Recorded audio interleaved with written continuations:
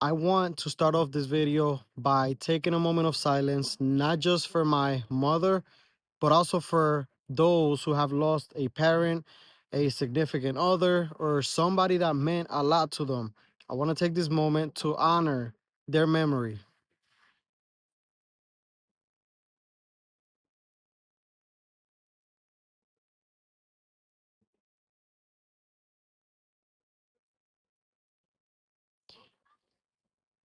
I was not going to make that moment long, but they definitely deserve that moment because when you have somebody that you love so much, so deep, and they're taken away from you, because that's how it feels. It feels like they have been taken away from you.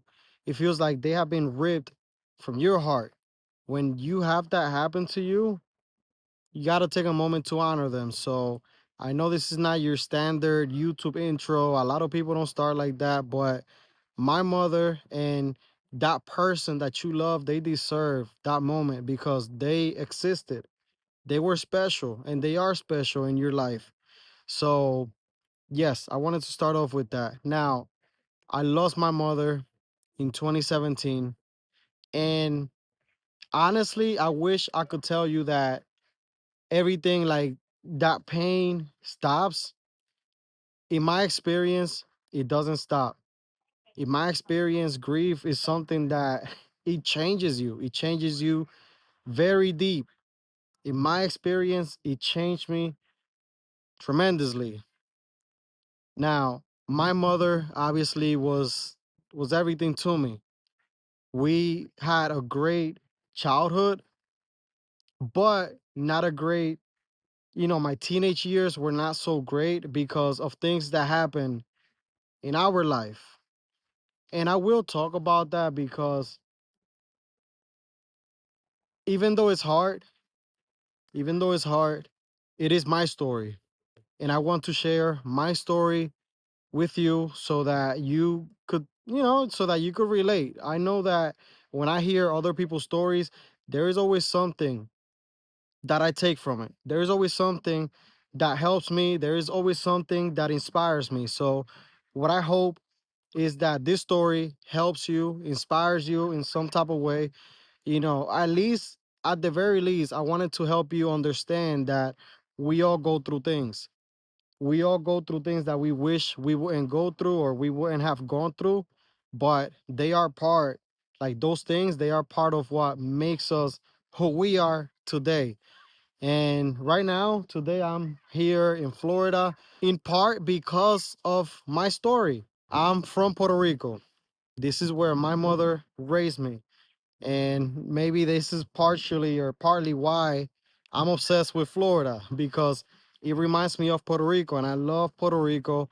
I still have a lot of family there, and Puerto Rico has a big piece of my heart.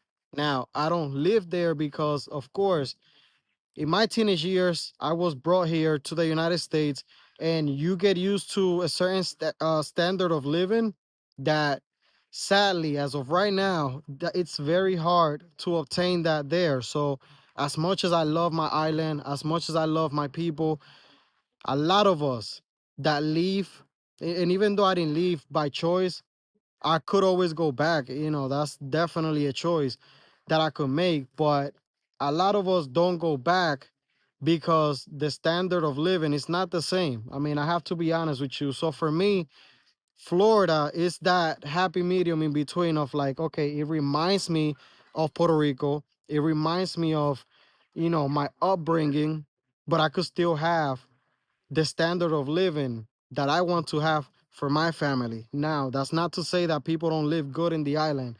A lot of people do. There's a lot of even millionaires that live there. Um, that's definitely happening. And you don't even have to be a millionaire. I do have family members who they are living good. They have their house, they have everything that they want. A lot of friends, they definitely, a lot of people are living good. And to be honest, a lot of the natural resources, they're top notch. So I live here in Florida because it reminds me of my childhood. It reminds me of the weather. I love the weather here. And this is my way of providing my family with a good standard of living, having a great weather, and at the same time, it helps me connect with who I am deeply because I love this is what I love. I love this weather. I love being outdoors. This is what I love. But that comes from my childhood. I grew up in Puerto Rico. My childhood was great. You know, at least up to a certain point, it was great. I would say until before my mother got divorced from my stepfather. Now my stepfather to me that's my dad. That's my father. He raised me, and this is why I have so much respect for stepfathers. And as a side note, I became a stepfather myself to four kids. I know you could go ahead and say I'm crazy, this and that. I'm already past that chapter of my life. A lot of people thought I was crazy when I first got with my now wife because that was unheard of. I was young, I had just graduated college, and I became a stepfather. Now, for me, you have to understand this is all related to the topic because it is. You have to understand that my mother gave me a father figure in the home by marrying my stepfather. My stepfather was and is my father. And because he loved me like his own, he showed me, like, literally, she never lied to me about him not being my biological father. I always knew they never lied about that. But he always loved me as his son. He always showed me that love. And they had their own kid, my brother, and we were raised the same. Like, that's my brother, and my stepfather treated me just like my brother, his son. So because I had that, because I had a stepfather, because he gave me that love, once I had the opportunity, and I know this sounds crazy, a lot of people are not going to think of it as an opportunity, but for me, it was an opportunity to pay it forward. To me, it was an opportunity to become like my father. And when I say father, stepfather, but that's my father. So this was an opportunity to become like him. And I admire that about him because he didn't have to do this, but he did. And when God allowed me to have my woman, he gave me a gift of becoming a stepfather and paying that forward. So I became a stepfather again because my mother gave me a father through that. So if you're a stepfather, another side note, if you're a stepfather, don't be ashamed of that. Don't worry about what people tell you. Like, if that's what you're doing, if you're stepping up, you better step up. Don't get into a situation like that, not being ready to step up, not being ready to treat those kids like your own. If you're not ready for that, don't do it. Because my father, he stepped up and he became my father. There was nothing else, nothing in between. I actually saw the other day, and this was crazy because I saw somebody post. It was a woman. She posted something about, she was messing, or she got married to somebody who had a kid. And she just posted, she was like, oh, I wish it was just us. I wish it wasn't nobody else in between. And yo, I was irked. I was irked. Like, it bothered me so much because why do you get into a situation where there are kids and now you don't want the kids? Imagine my father would have done that with me. I would have felt, like crazy pretty much. Like, that would have not felt good. So to close this side note, my stepfather just showed me that you could do that, and it takes a real man to do that. You don't have to do it. You don't have to get into a situation like that. But if you do, you better be a father. So my mother gave me that. My mother gave me a father. So up until the point where they got divorced, like, our life, it was normal. It was good. After that, of course, she became a single mother. At that point, she had three kids, and it really became a lot harder because, of course, my grandma, like her mother, has always been in my life, in our life, my brother's life. She has always been there. She was always in my mother's life. She was always helping us out. My grandmother is also my mother, and she's still alive. Thank God. I thank God every day for that. you know but she has always been there. She was always helping my mother. I pretty much was raised with with my grandmother too, and I'm sure a lot of you have been raised with your grandmother too, or they have always been there, right? My grandmother stepped up a lot more because at this point my mother was a single mother with 3 kids. Then she had another one on the way, so that was four. At this point I was about, I would say, like 11, 12, around there. And she was struggling bad in Puerto Rico. Like, we had days where we didn't have anything to eat, like, even though she was on food stamps, even though we had Section 8 and all of that. There were times where we would open up the fridge and there was nothing, absolutely nothing at all. And I know that I'm not the only one that went through this. So I have memories about, going through that.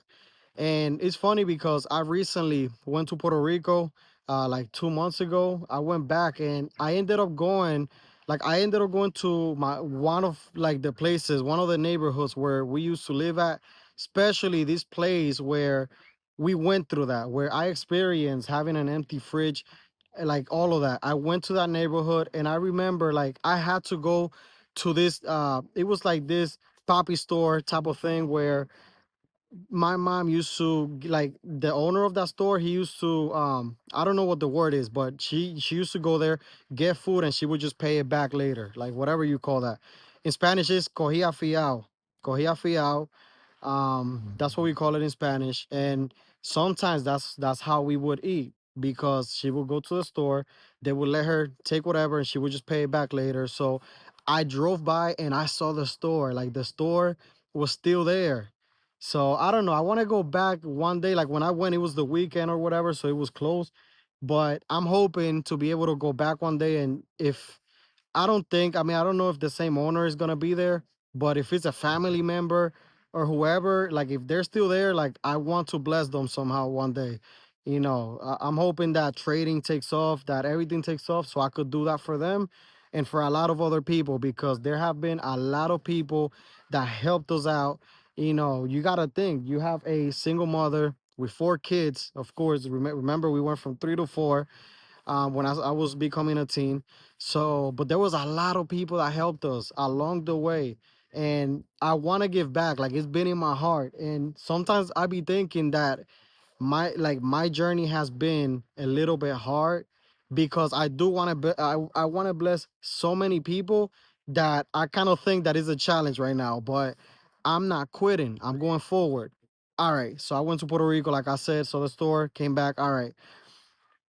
I remember vividly the moment that my mom told us that we were going to the United States. I remember because, of course, at this point I'm in middle school and I'm in 8th grade going to ninth grade. And she has a conversation with us and she lets us know, like, look, I want to give you guys a better life and we're going to leave. We're going to go to the United States. Okay, I'm still a kid. Like, yes, I'm like 12, but I'm still a kid.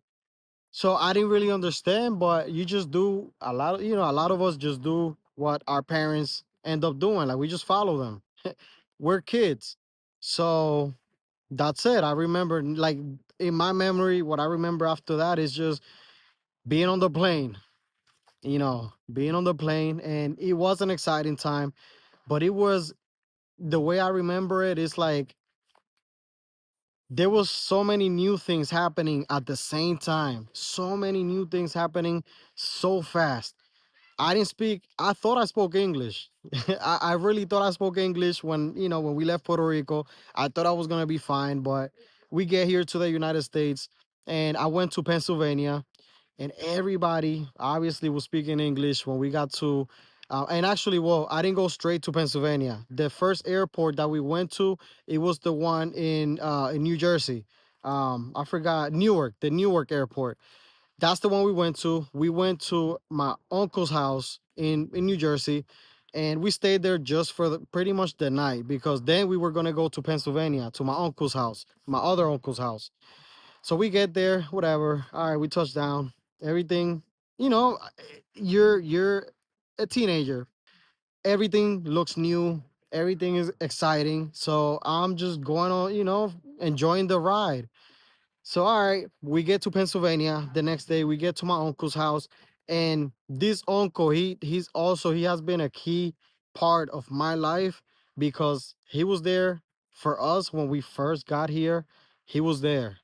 Like, and he was even there for me when I graduated college. Like, he was there. So I have love, like nothing but love for this uncle. A lot of times we have family members that they just they just do a little bit more than others. And I'm not saying they don't have to do anything for you to love you. Like, that's not what I'm saying. But there are family members who really be there for you, like, and they don't expect anything. They just want to be part of your journey. They just want to be part of your life. They just want to help you. And this is what that uncle was for me and my family, my mom, of course.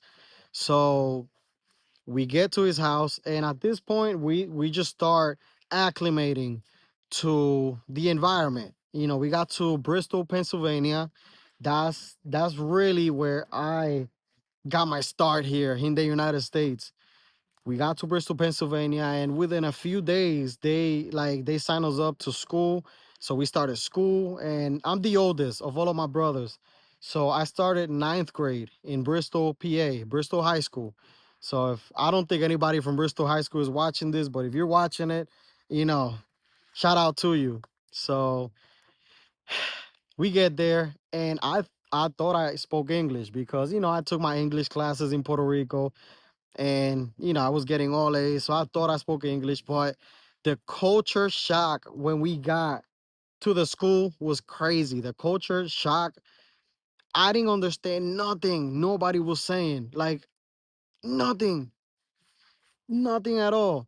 I'm sitting there like looking at everybody, the teachers, the students, and I think for a lot of the students, because we were new, like it was me and my brother in the high school. It was like middle school and high school together. Because we were new, like everybody just wanted to talk to us, but we didn't speak English. You know what I'm saying? Like, I didn't understand nothing nobody was saying, and the culture shock was a lot. Like, I remember just being overwhelmed, super overwhelmed. Like that first, honestly, the first 3 months, I feel like that every day. Every day. So if you come from another country, if you come from Puerto Rico here to the United States, you probably know what I'm talking about.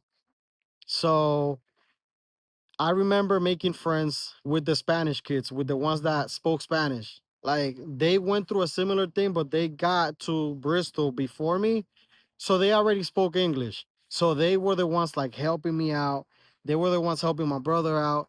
And I remember, like, I would talk to them and ask them, like, how long did it take you to learn English? And that became kind of like an obsession of like just wondering how long it was going to take me to learn English. And it became like a daily thing where I was like, okay, I have to learn, I have to learn, I have to learn. So I think that learning English was the first major goal that I accomplished in my life, because it may not sound like that's an accomplishment to you, but obviously a lot of foreigners, a lot of immigrants, they know, like, your parents. I'm just making sure that's not a snake. I'm in Florida now, so what the heck is that? Something moving. All right, if you don't buy me, I guess I don't care. But all right, so if you have if you're an immigrant or whatever, not immigrant, but like if you came from Puerto Rico or a foreigner, like anywhere, like South America, China, wherever, like, what I'm talking about. You come here, and your parents, a lot of the time, they never learn English. They don't. A lot of them don't. And if they learn it, it's broken. So for me, it was good that I came at such a crucial time. I started ninth grade here, so I had, the whole high school to learn. But I learned it. I picked it up within the first 6 months. 6 months, I was already like able to communicate. I was able to like do my homework and all of that. So I picked it up fairly quickly. It didn't feel like that at the time, but I did pick it up quickly. So that was my first accomplishment, and that gave me the confidence to learn other things, because at the time I felt like that was impossible. At the time I felt like I was never going to learn, but I did it. And I have to do this parenthesis here, or I digress. I think that's that's what everybody says now. So that right there gave me the confidence to do everything else that I did, just along the way. Everything else, like just learning English, was that foundational thing, foundational accomplishment that let me know that I could do anything that I set my mind to. All right, so we get here. I learn English and everything. That first year, it was cool. My ninth grade, that was cool. I joined the baseball team because I was playing baseball in Puerto Rico. I started playing baseball in Bristol, PA, Bristol High School, with my brother. And I gotta say this, shout out to my brother. He knows who he is. I don't want to give any personal information here, no names or anything, but I love you, bro. And my other brother, my younger brother, I love you. My sister, I love y'all. But now, this is the thing, me and my brother start playing baseball, and everybody loved us. I do gotta say, my brother, he he was just built different. Like I was good, I was amazing, but I didn't have like the power that my brother had, the strength. Like his arm was crazy. He could hit, ambidextrous, like on both sides. He could hit home runs. Like he was just doing it like if it was a joke, like just taking it out the park, making me look bad. So like I'm the oldest, but he was making me look look bad. But I loved it. Like I loved that time of our life because we was just always together. We was always playing baseball. That was definitely a part of my life that I love. That's when things were good. So when I'm approaching 11th grade, my mom, of course, she was doing everything, and we're getting back to my mom. Yes, this is all related. So like when I'm, approaching 11th grade, actually, yeah, my 11th grade, that's when it happened. My mom was still struggling, and at the time I didn't understand it. I was a teenager at that point. Yes, I was a teenager. Now that I'm a man, now that I'm an adult, I don't know how she did it, because the world is cruel. The world is really hard out here. Like I don't care what nobody says, it's hard. It's very hard, especially when you don't have anybody helping you out. You don't come from a family of money. Like it's hard. And I will talk about that stuff on how everything changed me, but she was struggling a lot, right? And she started having her own mental health challenges. I'm not going to get into the specifics because, this is irrelevant. She just started having her own challenges, and that created a very toxic home environment. And me being the oldest, it got to the point where I had to leave the house. Now, if you ask me now if that was the right decision or not, what I could tell you is that it's what God had for my life and all of my siblings. I think that's how it was meant to happen, because sometimes we question our decisions, especially the ones from where we were younger, from our younger selves. And sometimes we like to judge ourselves. But what I believe now is that God has a plan for all of us, and that's what was happening there. God's plan, even though I don't I don't always like them, I don't always understand them, I don't always agree with them. That was his plan. And now today, I could say that I'm seeing how his hand has been in everything. I'm a believer. I'm saying it right here. I'm a believer. I'm never gonna hide that. But I respect everybody. Like if you don't believe, and like if you're an atheist and everything, I respect you. But I'm telling you my story. So that's my story. I had to leave my house. I left with my pastors at the time. They took me in. I became family. They treated me like their son. Like they were there for me.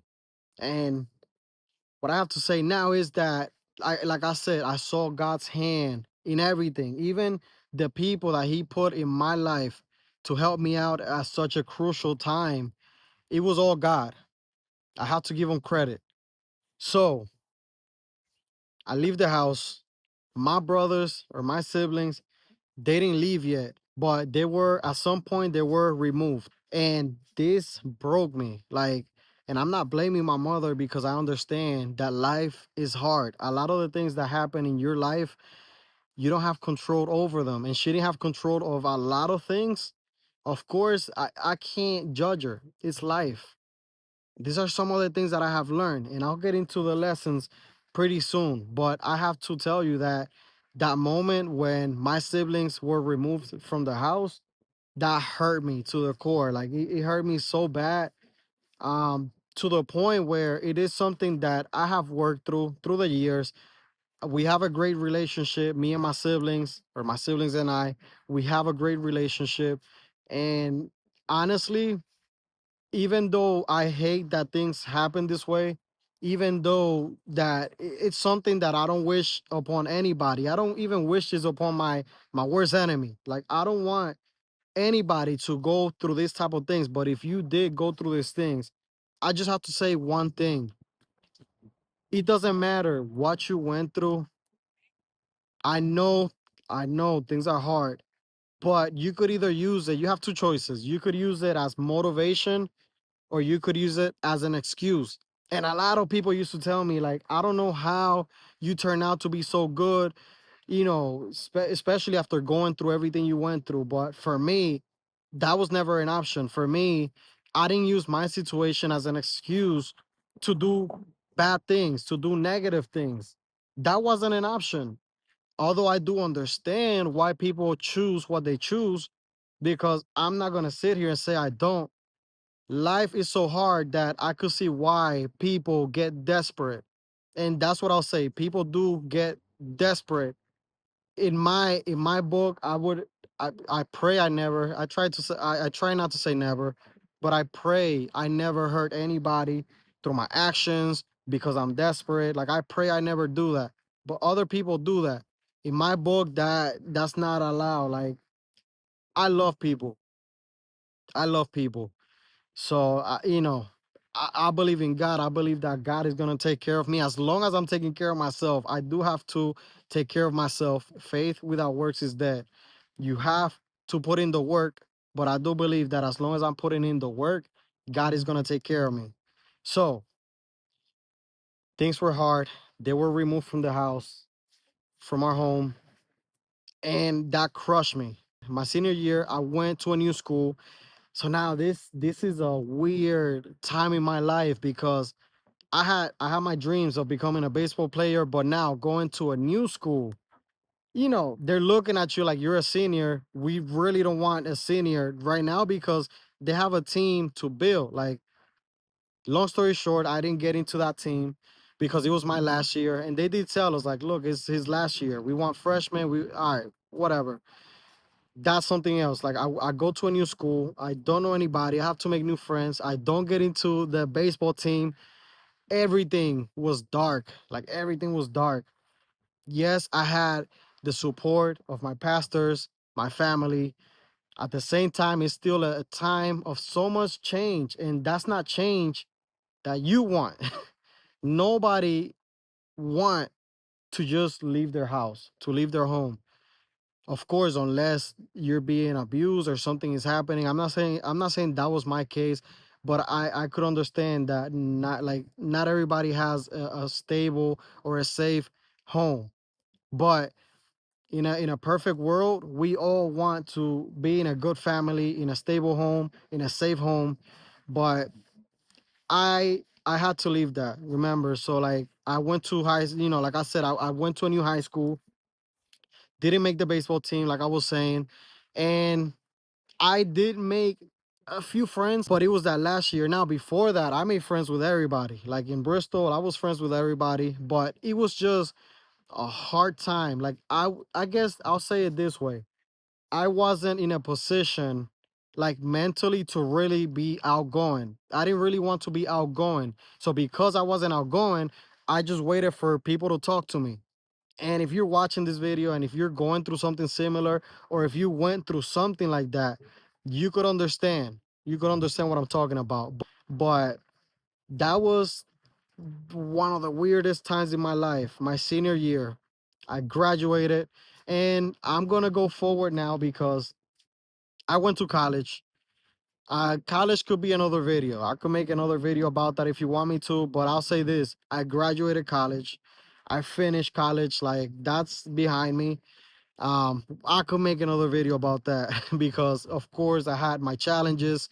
A lot of things were happening, but I'll say this. Throughout that time that I was in college, I kept in communication with my mother here and there because your mother, I don't care, and now we're going to start getting into this. I don't care what your mother has done in your life. Especially, I could talk about it from the perspective of a boy, of a man. Your mother is everything to you. Like, when you're born, you look for your mother, like you want that warmth. Your mother is just, it's just instinctively, I don't know, there is a strong connection. It's different. So we always kept in contact. We sometimes didn't have the best relationship, but at the end of the day, we loved each other. We loved each other, and I love that woman, even though she's not here now. I love that woman like to the moon and back, you know. So I graduate college. I get married because now I want to get into the meat of this video right now.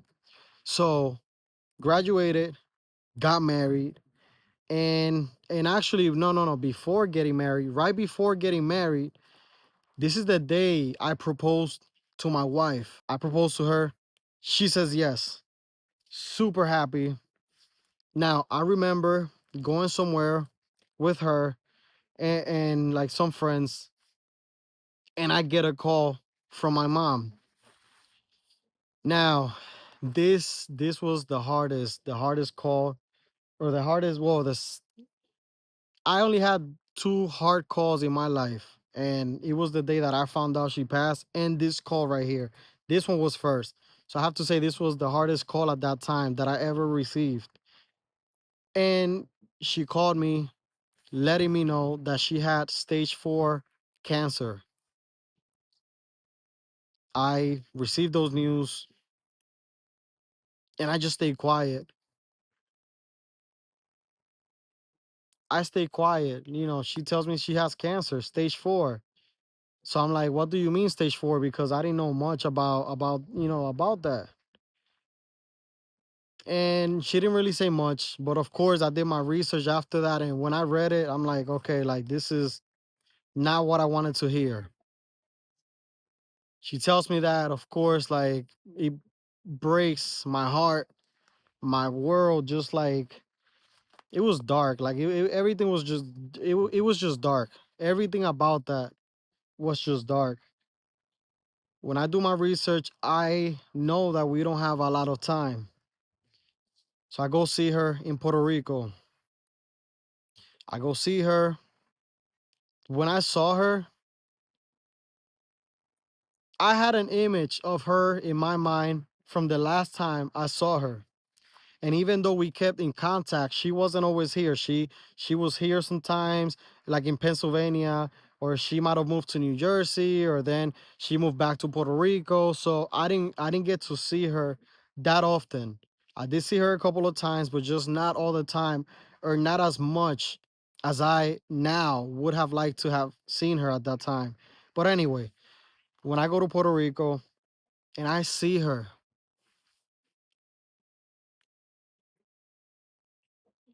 that image, and I question myself right now if that was wrong or not, but I just broke down crying. Like, I broke down like so hard. Like, I was just crying, and I couldn't stop myself, and I couldn't stop myself. And sometimes I feel bad because it's like I shouldn't have cried in front of her. Maybe that's how I feel. Maybe that's what I think sometimes, but I couldn't help it. That's your mother. Like, the way, like, I had an image of her in my mind, and what I see in front of me is not that image. It was, I don't wish that upon nobody. I don't. I don't wish it upon nobody. I pray none of you ever go through that because you don't want to see your mom like that. You don't want to see your father like that. You don't want to see a family member like that. But I had to accept God's will. She tells my wife in Spanish, she says, cuídamelo.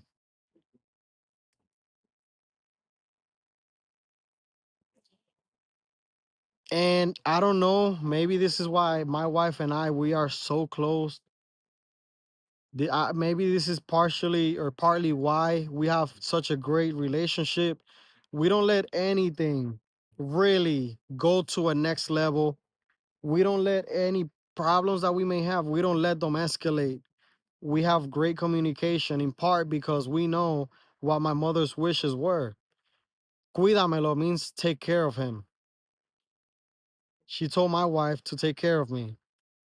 So my wife, I know she felt the responsibility to be there for me.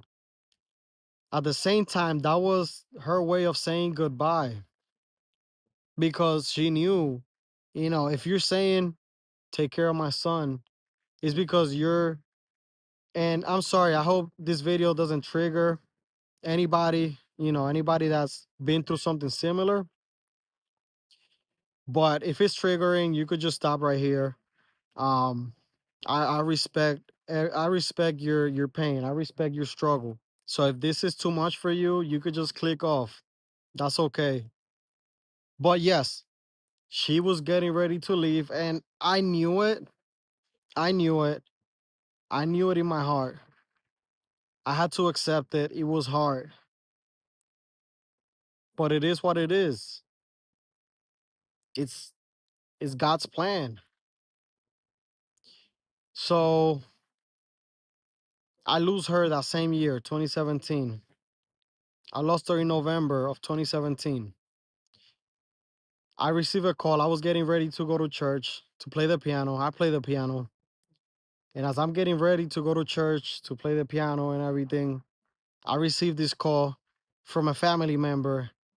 And when she calls me, I just knew. I knew what it was before she said anything. And it's crazy because I didn't expect this family member in specific to make that call. But I just knew. Again, of course, I broke down crying. I mean, that's my mother who I just lost. And he changed my world forever. He changed my world forever. And now this is where I'm going to tell you exactly how it changed my world because it did. I mean, how do you lose a mother and you stay the same? You don't. You don't stay the same. So for one, it just helped me realize how fragile life is because we feel like we're going to be here forever, like we forget that we're living on borrowed time. And it really, like, the first way that it changed me, it was that way, just understanding the value and the impact of time, the value of a memory, the value of the time that we're spending with each other. Because once somebody's gone, they're gone. You can't tell them that you love them anymore. You can't talk to them. You can't. Now, you could have your own beliefs, right? But I'll say this, it won't be the same. It won't be the same. Once they're gone, they're gone. I'm glad, at least I'm glad that I was able to go see her, talk to her, tell her that I love her. I was able to do all of that. I was able to just know that I told her everything that I needed to say before she left. And I could sleep at night because I did that. If you're going through a similar situation and you still have a parent here or a loved one here and you haven't told them that you love them or that you forgive them or you haven't cleansed your heart, I would say please do it because once they're gone, that's it. They're gone. You can't fix it at that point. So that's why the way that this whole situation changed me is it helped me realize the value of time. A moment that's gone is gone. That's it, it never comes back. So now I enjoy my time with my loved ones, I make sure that I'm making memories with them, because once they leave, that's all you have. Like nowadays, all I have is a picture of my mom, or pictures. I have pictures. I have a bunch, but that's it. That's the only place where I could see her. The only place where I could see my mother is in pictures. I have some videos. I could see her moving there. I could hear her talking, because your memories start fading away. And I realized how fragile the mind is. Like how could you live how could you live with somebody your whole life, and once they're gone and some time has passed, now you don't have all of the memories. Of course, you're not going to remember every day that you live with them. You remember how they made you feel. You remember them, of course. You remember the face, everything, but at the same time, a lot of things start fading away. And it's weird because sometimes through the grief, it feels like, I mean, they're not here. They don't exist. So now it's your job to make their life count, because as their son or daughter, you are their legacy. You are what lives here now. And that responsibility, it changed me, just knowing that I represent my mom. Who I am today represents her job in the past. And a lot of you like to think that your parents had nothing to do with who you are. But if you're breathing, if you're alive, they had everything to do with that. Because now that I have a son, I see how fragile a toddler, a baby, a kid is. Like literally, their life depends on you. And if you're not a responsible parent, they could get hurt. And if you're still here, they were at least responsible enough to make sure that you remain alive at the very minimum. So I realized that you have to take advantage of every moment that you have with your loved ones. Put the phone down. If you're with your mom, with your dad, put that phone down. If you're with your wife, put that phone down. Your husband, put that phone down. Talk to them. Let them know how you feel, because I promise you, like right now, it might feel corny. Like you telling your mom, like, oh, I love you, or your dad, I love you. Thank you for this. Thank you for that. You might feel awkward. You might feel weird. But when are you going to tell them? When they're gone? Come on. Like, I learned to just let people know how I feel about them. Like my friends, I got friends that I tell them, I love you. I love you, bro. And I mean it. Because the day that either I'm gone or that they're gone, like I want them to know that I love them.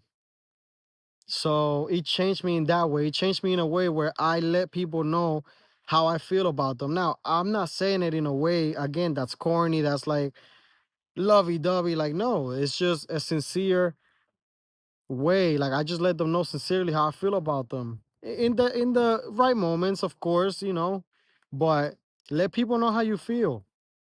At the same time, if I have a problem with somebody, I'm gonna let them know too, because I'm not gonna waste my time being mad about something that somebody said, something that somebody did. If I'm mad at you because you did something crazy, I'm gonna let you know. Like, look, I didn't like that you did X, Y, and Z. I didn't like it. Like, yo, that was crazy, So respectfully, you treat people with love, with respect. But I'm not gonna waste time being miserable because you did something bad, and now I can't sleep because I should have told you this, this, and that. No, I will address people respectfully with love, but I don't hold anything in. That's another way that it changed me. I don't hold anything inside, because I bottled up the grief for so long, the emotions for so long, that it started affecting me. Maybe I wasn't as productive at some points of my life because the grief hurts, and that grief never fully or truly goes away. I don't think it does. I don't think it does. I mean, that's your parent, that's your mom, that's your dad, that's your loved one. How can you move on? You see what I'm saying? Like, yes, you live your life. Yes, you can't just stay stuck, of course, but you don't just move on from the person that brought you to the world. Now, I'm not saying this to be pessimistic. No, I'm saying it so that you could understand that if you're going through this, it's okay to feel the way that you're feeling because this was your mom, this was your dad, your loved one. And don't let nobody tell you to move on like they raised you. They didn't raise you, so how they gonna tell you to move on? Of course, I don't want you stuck in your room crying every day. It happens. You could have moments like that. You could have moments where it feels hard to even get out of bed because these are your parents. If I'm here, I have to honor them. I can't just stay in a room depressed. I can't just do that. They kept me alive for a reason. And it's because they wanted me to be happy. It's because they wanted me to accomplish my dreams. They wanted me to accomplish my goals. So I have to honor that. And nowadays, I'm pursuing all of my goals. Again, coming to Florida, living in Florida. I've had this goal for the past 10 years. I made it happen. I'm here now. I learned English and I moved here. So at least that's two major accomplishments. Now, I did get promoted at my job, and that was another accomplishment too because I'm in management now. I put out all of my story because I'm not going to come on YouTube and act like I'm this person that's living off of trading alone. Even if I had that type of money from trading, I would not just have one source of income. Come on, if you have read Rich Dad, Poor Dad, or anything like that, you know that you want to have multiple sources of income. So, me knowing that my mom wanted me to be the best that I could be to accomplish my goals, these are some of the things that I'm doing. I got promoted at my job. I moved here. I'm building my another stream of income through trading. I'm doing the same thing here through YouTube. Um, I'm doing everything that I can, everything that's in my power to become the best version of myself, to become the man that my mom would be proud of. And before she left, she told me that she was proud of me. She told me, I'm proud of you. And that meant a lot.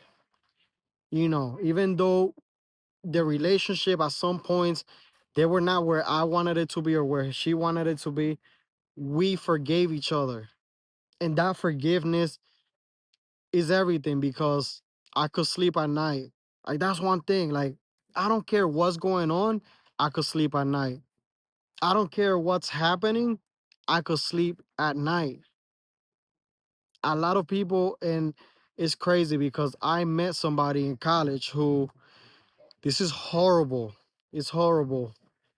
And I'll say it this way. I don't want anybody to get triggered, but I'll put it in a prettier way because I don't want to trigger nobody. But before his mom left, before his mom left, they had a huge argument, and that's where it ended. He didn't get to say goodbye. He didn't get to apologize. He didn't get to do any of that. And from what I've heard, that person couldn't sleep at night. That person that I met in college couldn't sleep at night. Because imagine that will be replaying in your head. If that's how you left that relationship, I don't know. I mean, I don't want anybody to go through that. So right now, if you have a strained relationship with a parent, I know there's many different situations, but if it's a relationship that could be saved, if you have it in your heart to do it, don't waste no more time. I understand not every parent has been a great parent and some parents have done horrible things. So I'm not speaking to you. I'm speaking to the people that could save that relationship, that want to do it, and they just haven't done it. If that's you, please do it. Please take care of that. Please take care of that relationship. Don't wait until it's too late because that's what happened to that person that I met. And to this day, like, I feel bad for him. I don't wish that upon nobody, but we live and we learn. For me, I learned again that time is valuable. The time is gonna go, it's gonna pass anyway. We have, like, we're here today, we're gone tomorrow. So the way that I live my life now is much different. I realized that nobody is gonna love you in this world like your mother loves you. Nobody. I don't care who it is. Nobody's gonna take care of you the same way that your mother would have taken care of you. Nobody's gonna care like that. Nobody. There are people who are gonna love you. Yes, there are family members who are gonna love you, but a mother's love is unconditionally. It's unconditional. A mother's love is unconditional, and nobody will love you like that. So when you're out here, you gotta grind, because your landlord, if you have a landlord, they won't care if you can't pay the rent and now you're on the street with your family. They won't care about that. Or the bank, you have a mortgage. They won't care about that. You gotta pay the mortgage. You know what I'm saying? You have a family, you haven't ate. People don't care. They don't. Some people do, but the world doesn't care. And I learned that through losing my mother. I learned that I have to take care of myself. I have to take care of my family. I have to do what I have to do to take care of myself and my family. So when you see me out here grinding, posting videos on YouTube every day, I don't care what people think, because they didn't lose their mother. Or maybe some have, but the ones that have, they're not going to criticize me because they know the pain. They know these things that I'm telling you right now. They know. Like, you lost a parent, you got to take care of yourself. And I learned that. I learned that I have to take care of myself. So if I have to put videos on YouTube every day, I don't care. I will do that, because I'm going to take care of me. I'm going to take care of my kids, and I'm going to do what I have to do. I'm trading right now. I'm locked in. 2025, this is my year. I'm growing my live account. And again, because I have to take care of myself, I have to take care of my wife, my family, my kids. I have to do that. I learned that from losing my mother. Like, nobody's going to do that for me. A mother, she will take you in. Usually, most mothers will take you in with your whole family. If you lost your house, if you lost your apartment, they will take you in. But who's gonna take you in out here? A lot of people they're gonna get tired of you. They're gonna get tired of you guys in a few days. A mother doesn't. So what is your job as a man or a woman? Your job is to take care of yourself and your family. So I'm trading on my live account. If I have to go back to a prop firm at some point, I will do that. Is I'm gonna do whatever I have to do to take care of my family. So that is something that I learned from losing my mother. That's how it changed me. It changed me in a way where I don't care about what people think about what I'm doing. I don't care about, and I used to, and this is why I say it. I say it because before I lost my mom, I used to care about these things. I'm not acting here like I'm the toughest, like I didn't care about people's opinions. I did. I did. And maybe that's where you're at right now. Maybe you care about people's opinions. And maybe that's why you're not taking action. But there's going to come a day where all you have is yourself. That's all you have is you. People's opinions is not going to take care of you. Please, 2025, do what you have to do. Grind. Do everything that's in your power to move forward in life, to have a house, to have food. I mean, come on, let's go to the basics. Do everything that you have to do so that you don't have to be asking people for nothing, so that you don't have to be living under nobody else's roof, because I promise you that gets tiring. It does. Don't be that person. Now, there are situations, there will be moments where that may happen to you. It happened to me in the past. Everything that I'm talking about here is from experience. I'm sharing my story because ultimately, I want my story to help you. Let me know in the comments if there is anything in my story that helped you out, anything that inspired you, anything at all that's going to help you in your journey in 2025. Please let me know in the comments, because I want to make sure that I'm being impactful in 2025. I don't just want to share setups. I don't just want you in my Discord. I don't just want, like, no, I know what pain is. And because I know what pain is, I want to make sure that you're going to go through pain. I know I can't stop pain from happening, but I want to make sure that you have tools to overcome that pain.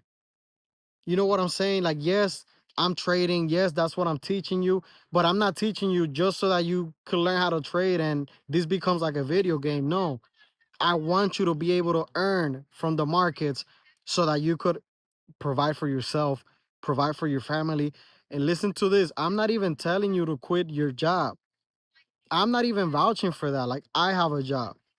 I'm working on having multiple sources of income. So I'm not telling you to be irresponsible because I wanted to say this. A lot of the people that tell you to quit your job, follow your dreams, follow your passions, a lot of them, they live with their parents. They might be 18, 19, they live with their parents. And it's easy to say that when they haven't been kicked out of a house, an apartment, they haven't lost it all. And now they're pretty much on the street. They probably haven't gone through that. So come on, you have to be responsible. Be responsible with your money, with your finances, your family. Be responsible. I don't want you to throw it all away. If you have a good job, protect that thing. You got to protect it as you learn how to trade. If you cannot trade during the daytime because of your job, then trade like Asian session. Trade at night, you got to do what you got to do to be able to accomplish your dreams, to provide for your family, to move forward. I'm not going to sit here and ask anybody to be irresponsible. If you cannot afford to trade right now, that's okay. Learn the skill, but you're going to get to a position. As long as you keep working, you should get to a position where you can invest, where you can trade. And listen, if you're nowhere near this point yet in your journey, pick up a book. The book that I recommend, the book that changed my mindset, and I'm not affiliated with them either, but it's Rich Dad, Poor Dad. The way that it opened up my mind to personal finance, it just changed everything for me. The way I looked at it, even trading. That's why, like, the way I looked at trading is, or the way that, yeah, the way that I look at trading is, I look at it as another income source, as an asset. Now, it could become a liability too, but that's if you're not being responsible. Please trade responsibly. Please invest responsibly. Everything that you do, be responsible because you could take 10 years building something, building your life, and you could lose it all in one moment. And that's not even through trading. That's just through life, period. You start hanging out with the wrong people, you could lose it all. Honestly, I've seen that. I've seen family members hang out with the wrong people and they end up in bad situations. In this year, if you're hanging out with people that all they want to do is drink and smoke, that's done. It's over. Come on. It's over. Let's focus. Let's lock in. Let's be there. Let's get healthy this year. Are you breathing? That's something else. That's how it changed me too, losing her.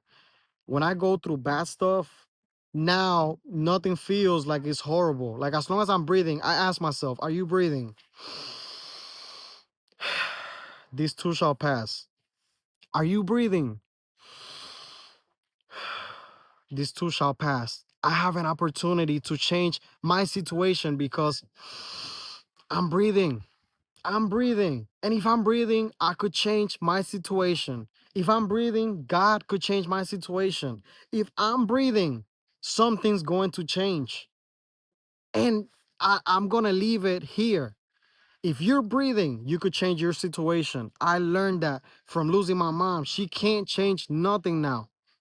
Obviously, that's just obvious. That's just logical. Whoever passed, they cannot change anything in your life, but you're still here. Change your life, improve your life. Do what you gotta do. Don't focus on what nobody has to say. Focus on your plans. Focus on you learning, on gaining skills. But come on, it's time to stop.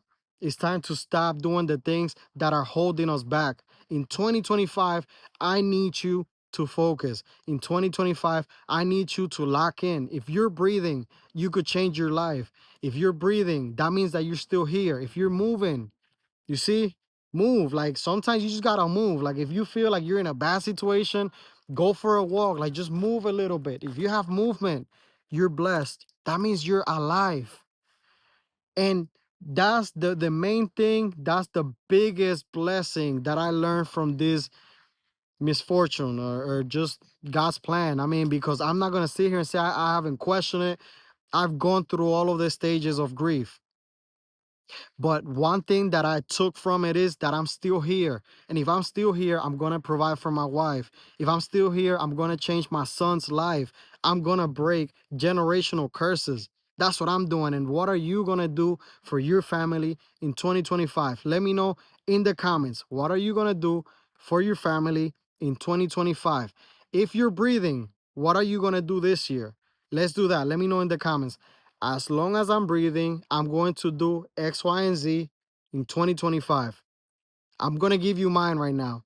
As long as I'm breathing, I will continue providing value to you on YouTube and on Discord. As I'm learning and as I'm growing my trading accounts, I'm going to continue providing value to you in 2025. So go ahead and like this video if it blessed you in any way, if you learned something from it, if it inspired you in any type of way, go ahead and like the video, subscribe, and join the Discord if you're ready to trade with me. So that's it. That's all I have for you today. All I want to say at the end right now is that as long as you're breathing, the world is yours.